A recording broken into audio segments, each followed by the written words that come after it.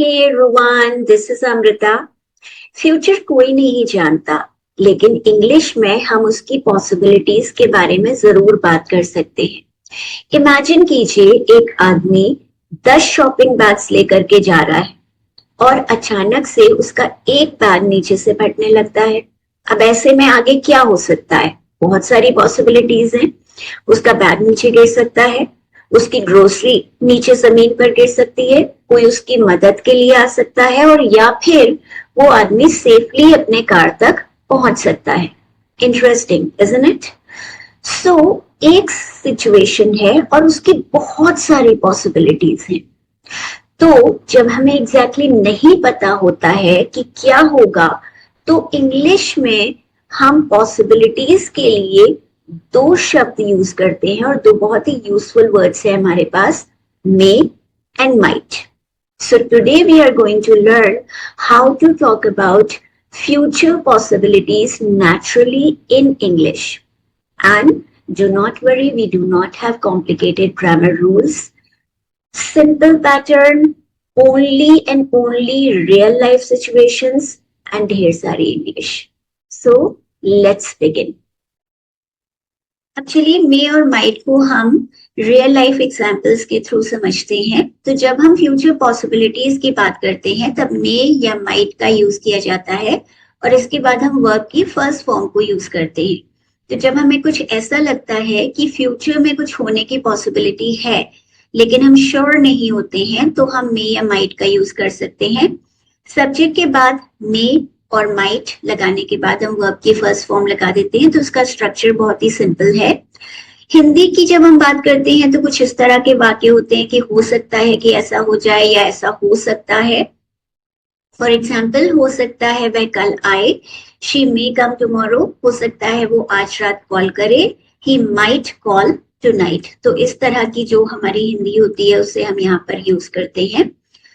तो जब हम ये देखते हैं कि मे और माइट में एक्चुअली डिफरेंस क्या होता है, क्योंकि कुछ लोगों को ये कंफ्यूजन होता है कि हम मे को यूज करें या माइट को यूज करें, तो दोनों का ही यूज होता है एक्सप्रेस करने के लिए पॉसिबिलिटी को। और हम इसे यूज करते हैं जब कुछ पॉसिबल होता है लेकिन हम सर्टेन नहीं होते हैं उस चीज के बारे में। हो सकता है वो हमारे साथ डिनर करे जब हमें पक्का पता नहीं है कि वो डिनर करेगी या नहीं करेगी, she may join us for dinner, और इसकी जगह हम ये भी कह सकते हैं she might join us for dinner. तो मतलब ये है कि हम दोनों में से किसी का भी यूज कर सकते हैं, ऐसा कुछ भी नहीं है कि इसमें बहुत बड़ा कोई डिफरेंस होता है। लेकिन एक और चीज है कि वैसे अगर हम एवरीडे इंग्लिश की बात कर रहे हैं तो वहां तो ये बहुत ही सिमिलर होते हैं, लेकिन might can sometimes sound a little more uncertain or tentative than may.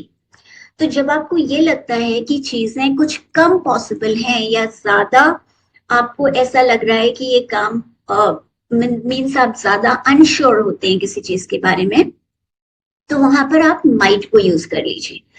लेकिन ऐसा कोई फिक्स्ड परसेंटेज रूल नहीं होता है यहाँ पर कि मे जो है वो 50% है और माइट जो है वो 30% है, या मे 70% है और माइट 20% है। ऐसा कुछ भी नहीं होता है। जो एवरीडे सिचुएशंस होती हैं हमारी, तो वहां पर बोथ आर पॉसिबल हैं। तो हो सकता है बाद में बारिश हो, तो वहां पर आप दोनों में से कुछ भी कह सकते हैं, मे रेन लेटर, या फिर आप कह सकते हैं माइट रेन लेटर। तो दोनों में से कुछ भी यूज किया जा सकता है। फिर अगर हमने जो एग्जाम्पल शुरू में लिया था उसको हम दोबारा से लेते हैं कि जो शॉपिंग बैग है, वो एक पर्सन जो है वो शॉपिंग बैग कम से कम 10 शॉपिंग बैग कैरी कर रहा था, और उसका जो एक शॉपिंग बैग है वो नीचे से फट रहा था, and he was struggling to balance everything. तो अब वहां पर अगर हम जब ये देखते हैं अपने सामने कि कोई पर्सन है जिसका शॉपिंग बैग फट गया है और वो स्ट्रगल कर रहा है मैनेज करने का, तो वहां पर हम कई ऐसी पॉसिबिलिटीज हो सकती हैं जिनके बारे में हम बात कर सकते हैं। हम ये कह सकते हैं कि हो सकता है कि उसका शॉपिंग बैग गिर जाए, हो सकता है उसका एक बैग गिर जाए, ही मे ड्रॉप अ बैग, हो सकता है उसका बैग पूरी तरह से फट जाए, the bag might tear completely, या हो सकता है ग्रोसरीज जमीन पर गिर जाए, तो द ग्रोसरीज में फॉल ऑन द ग्राउंड। हो सकता है कोई उसकी मदद कर दे, समवन माइट हेल्प हिम। लेकिन कुछ भी यहाँ पर सर्टन नहीं है, सब कुछ हम पॉसिबिलिटी के बारे में ही बात कर रहे हैं यहाँ पर। तो जब हम बात करते हैं पॉजिटिव सेंटेंसेस की, तो वहां पर सिंपल मे और माइट के बाद फर्स्ट फॉर्म लगा दी जाती है। अब आपको पक्का पता नहीं है कि वर्क फ्रॉम होम आप कल करेंगे या नहीं करेंगे, तो आप कह देंगे आई मे वर्क फ्रॉम होम टुमारो। हो सकता है मेरा फ्रेंड इस वीकेंड मुझसे मिलने आए, उसने आपसे कहा था लेकिन कुछ पक्का बताया नहीं है, तो my friend might visit me this weekend. आपने कोई ऑर्डर दिया था और आपको लग रहा है कि आज पार्सल हो सकता है कि आ जाए, द पार्सल में अराइव टुडे। हो सकता है हम आज रात डिनर के लिए बाहर जाएं, हमने कोई पक्का फिक्स्ड प्रोग्राम नहीं बनाया है, लेकिन हो सकता है जा सकते हैं। So we might go out for dinner tonight. तो दोनों ही के बाद हम फर्स्ट फॉर्म को यूज करते हैं। और जॉब इंटरव्यू का एक एग्जांपल लेते हैं। जैसे मान लीजिए किसी का इंटरव्यू है कल, और उसने बहुत अच्छी तैयारी की है, और लेकिन बाकी कई कैंडिडेट्स हैं जिन्होंने अप्लाई किया है, तो अलग अलग रिजल्ट हैं जो कि पॉसिबल हैं। एक हो सकता है कि उसे जॉब मिल जाए, she may get the job. और हो सकता है वो इंटरव्यूअर को इम्प्रेस कर दे, she might impress the interview. लेकिन इसके साथ ही ये भी पॉसिबल है कि ऐसा ना हो। तो देखिए, जब हम नेगेटिव सेंटेंसेस की बात करते हैं, तो वहां पर हम मे और माइट के बाद सिंपली नॉट लगा देते हैं। So subject may not plus verb first form, या फिर subject might not plus verb first form.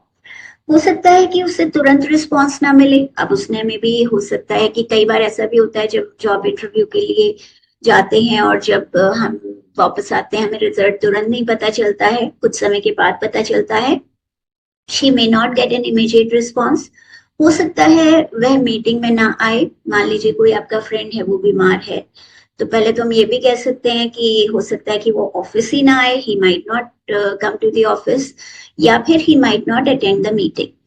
कई बार ऐसा होता है, कुछ हॉलीडेज होते हैं तो हमें पता नहीं होता है कि दुकान खुलेगी या नहीं खुलेगी, या कोई इंस्टीट्यूट है या कोई हॉस्पिटल है, क्लिनिक है, उसके बारे में आप कह सकते हैं कि द शॉप या हॉस्पिटल क्लिनिक जो भी है मे नॉट ओपन टुडे। हो सकता है कि मैं आज रात काम पूरा ना कर पाऊं, I might not finish the work tonight. तो ये सारे जो वाक्य हैं हमारे, ये एक अनसर्टेनिटी को दिखा रहे हैं। सो द वीकेंड पिकनिक, कुछ फ्रेंड्स जो हैं वो पिकनिक संडे के लिए प्लान करते हैं, बहुत एक्साइटेड हैं, लेकिन जो वेदर फोरकास्ट आता है वो दिखाता है कि क्लाउड्स हैं और पॉसिबल रेन हो सकती है। तो अब देखिए क्या हो सकता है, संडे को बारिश हो सकती है, it may rain on Sunday. हो सकता है वो पिकनिक कैंसिल कर दे, they might cancel the picnic. हो सकता है वो दूसरी जगह चुन ले, they may choose another place. या हो सकता है कि वो कहीं भी ना जाए, they might not go anywhere. तो सब में से कोई भी चीज ऐसी है जो कि पॉसिबल हो सकती है।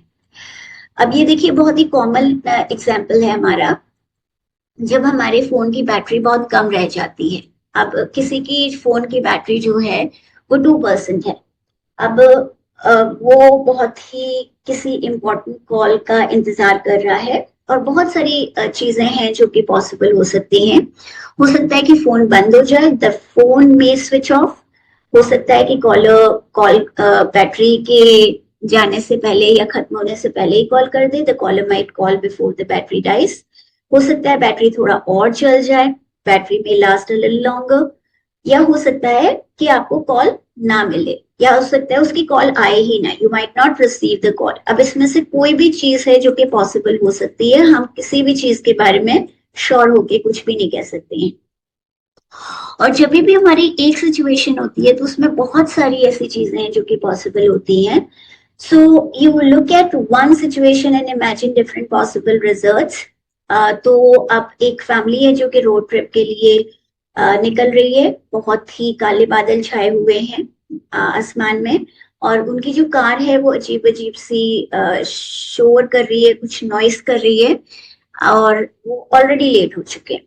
तो अब देखिए, हो सकता है कि बारिश हो जाए क्योंकि बादल हो रहे हैं। अब क्योंकि उनकी कार आवाज कर रही है तो हो सकता है कि कार खराब हो जाए, the car might break down. हो सकता है वो देर से पहुंचे क्योंकि वो ऑलरेडी लेट हैं, दे मे रीच लेट। हो सकता है कि वो आज ट्रिप पूरी ना कर पाए, they might not complete the trip today. तो इस तरीके से इसको रियल लाइफ सिचुएशंस में यूज किया जाता है। So let's revise. मे और माइट के बाद हमेशा फर्स्ट फॉर्म लगाते हैं, और जैसे हमने एग्जांपल्स लिए थे कि she may get the job, हो सकता है उसे जॉब मिल जाए। She may not come today, हो सकता है वो आज ना आए। ये नेगेटिव सेंटेंस है हमारा। इसी तरीके से बाकी हमारे एग्जाम्पल्स हैं, और इन सब के बाद हम वर्ब की फर्स्ट फॉर्म लगाते हैं। और हमें याद रखना है कि दोनों ही पॉसिबिलिटी दिखाते हैं, और जो माइट है वो कई बार कम पॉसिबिलिटी को, या जब हम चीजों के लिए थोड़ा सा ज्यादा अनसर्टन या टेंटेटिव होते हैं तब इसे यूज किया जाता है। तो आज हमने ये सीखा कि जब फ्यूचर में कुछ पॉसिबल हो लेकिन हम उसके बारे में श्योर नहीं होते हैं, तो हम या तो मे का यूज कर सकते हैं या माइट का यूज कर सकते हैं। फॉर एग्जाम्पल हम कह सकते हैं the parcel may arrive today, she may not come to the party, it may rain tomorrow, और we can say we might not finish the work today. एक सिंपल पैटर्न है, मे या फिर might plus verb first form, बस इतना सा करना है हमको। और याद रखिएगा कि मे और माइट के बीच में कोई फिक्स्ड परसेंटेज नहीं है कि क्या ज्यादा पॉसिबल है और क्या कम पॉसिबल है। बस ये चीज है कि इंग्लिश में कभी कभी माइट को ज्यादा अनसर्टन या ज्यादा टेंटेटिव माना जा सकता है, लेकिन एवरीडे इंग्लिश की अगर हम बात करते हैं तो मे और माइट दोनों का ही यूज पॉसिबिलिटी को शो करने के लिए किया जाता है। तो आगे से अगर आप कोई ऐसी सिचुएशन देखें जिसमें आपको ये बताना हो कि आगे क्या होगा, तो केवल ये मत सोचिए कि व्हाट विल हैपन, क्या होगा। इंग्लिश में सोचिए कि क्या हो सकता है, what may happen और what might happen। तो एक सिचुएशन से आप बहुत सारे वाक्य बना सकते हैं। तो इस तरीके से जब आप प्रैक्टिस करेंगे तो बहुत ही जल्दी ये आपके जुबान पर आ जाएगा और आपको हिंदी में सोचने की जरूरत ही नहीं पड़ेगी।